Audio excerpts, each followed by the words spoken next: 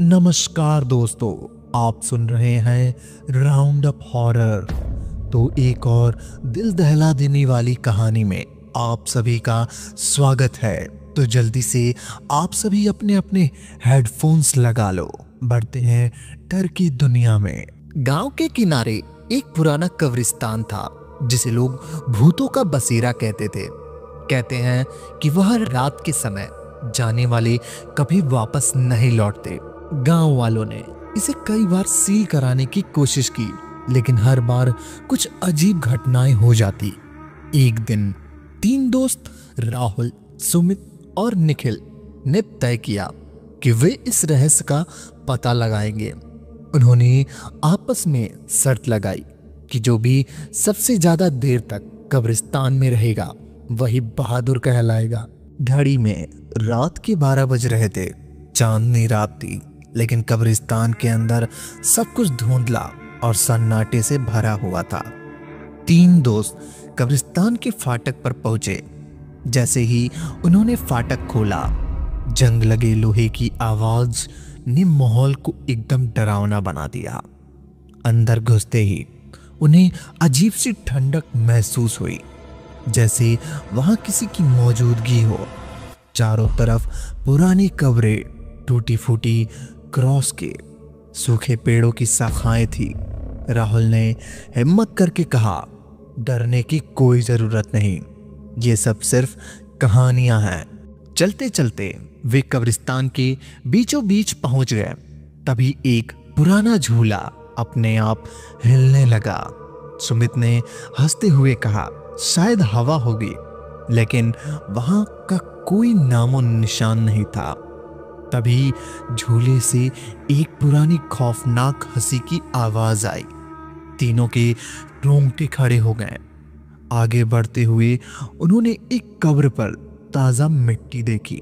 निखिल ने कहा, ये अजीब है, यहां तो किसी की नई कब्र होनी चाहिए थी। अचानक उस मिट्टी से एक सफेद हाथ बाहर निकला। निखिल चिल्ला उठा, भागो यहां से। लेकिन राहुल ने कहा, नहीं, हमें पता लगाना होगा कि ये क्या है।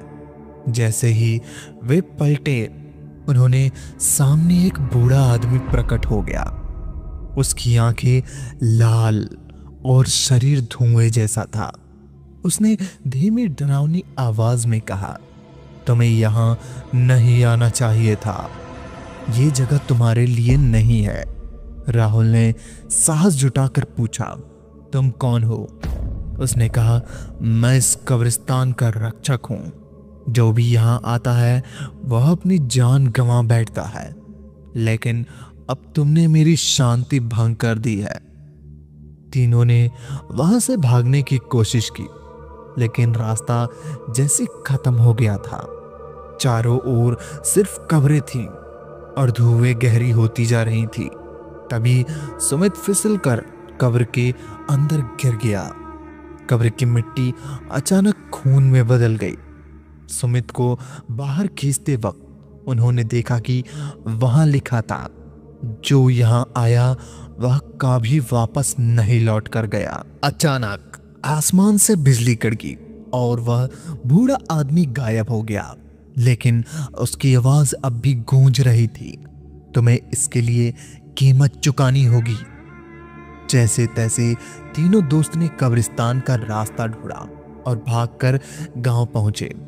अगली सुबह वो गांव वालों ने देखा कि सुमित की हालत खराब थी।